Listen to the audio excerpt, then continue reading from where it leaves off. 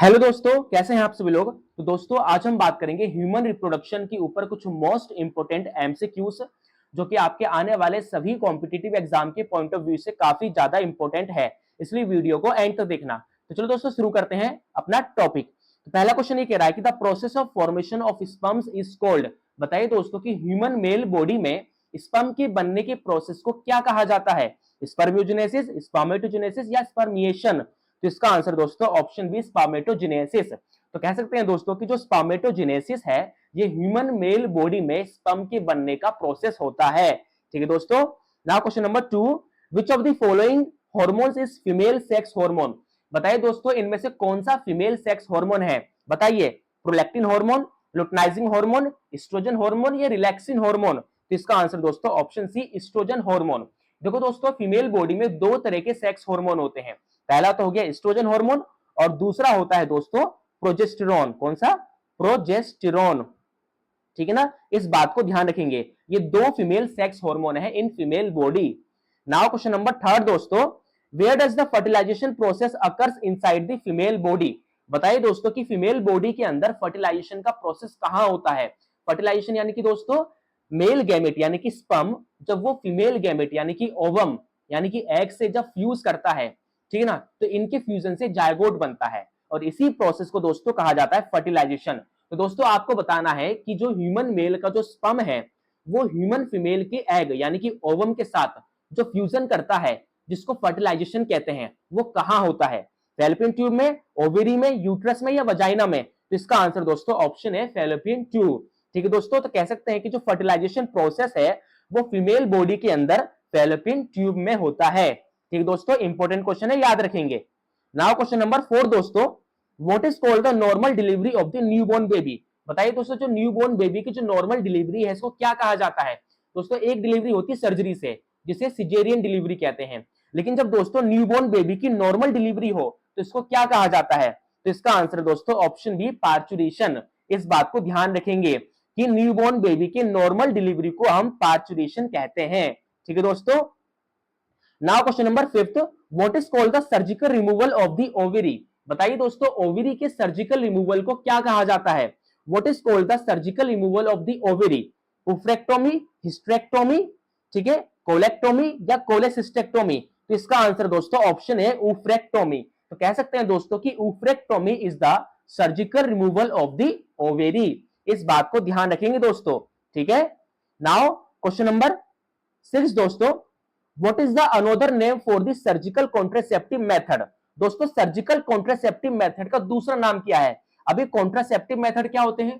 तो दोस्तों सिंपल से लाइन में कह सकते हैं कि प्रेगनेंसी को रोकने का जो मेथड होता है वही कॉन्ट्रासेप्टिव मेथड कहलाता है। उसमें से एक होता है सर्जिकल मेथड जिसमें सर्जरीज करते हैं, जिसे हिंदी में नॉर्मली भाषा में नसबंदी कहते हैं। ठीक है दोस्तों। तो बताइए कि जो सर्जिकल कॉन्ट्रासेप्टिव मेथड जो है इसका दूसरा नाम क्या है। तो इसका दूसरा नाम है दोस्तों स्टेरिलाइजेशन। ठीक है ना दोस्तों, ये जो सर्जिकल कॉन्ट्रासेप्टिव मेथड है ये मेल्स और फीमेल्स दोनों में होता है। ठीक है ना। फीमेल्स में क्या होता है दोस्तों कि जो फैलोपियन ट्यूब है उसको कट करते हैं और कट करके बाइंड कर देते हैं, इसे कहते हैं दोस्तों ट्यूबेक्टोमी। क्या कहते हैं? ट्यूबेक्टोमी। ठीक है ना। और वहीं मेल में दोस्तों जो एक डक्ट होती है जिसका नाम है वाज डिफरेंस, तो उस वाज डिफरेंस को कट करते हैं और उसको बाइंड कर देते हैं ताकि स्पर्म फॉरवर्ड मूव ना हो, इसे कहते हैं वेजेक्टोमी। ठीक है दोस्तों, इस बात को ध्यान रखेंगे। तो सर्जिकल कॉन्ट्रासेप्टिव मेथड का दूसरा नाम क्या है? स्टेरिलाइजेशन। नाउ क्वेश्चन नंबर 7 दोस्तों, uterus are made up of how many layers. बताना है दोस्तों कि फीमेल बॉडी के अंदर प्रेजेंट जो यूट्रस है, यूट्रस जिसके अंदर फीटस ग्रोथ करता है, जिसके अंदर एम्ब्रियो ग्रोथ करता है, यूट्रस ये कितने लेयर से बना होता है?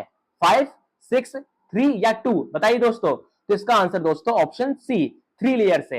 ये बात ध्यान रखनी है दोस्तों आप लोगों को कि जो फीमेल की जो यूट्रस है वो 3 लेयर से बनी होती है। पहली होती है आउटर लेयर जिसे एपीमीट्रियम कहते हैं, दूसरी होती है मिडल लेयर जिसे मायोमीट्रियम कहते हैं और तीसरी होती है सबसे अंदर वाली लेयर जिसे एंडोमीट्रियम कहते हैं। इस बात को ध्यान रखेंगे दोस्तों। Now question number 8, which of the following organs are primary sex organ of females. बताइए दोस्तों इनमें से कौन सा प्राइमरी सेक्स ऑर्गन है फीमेल का।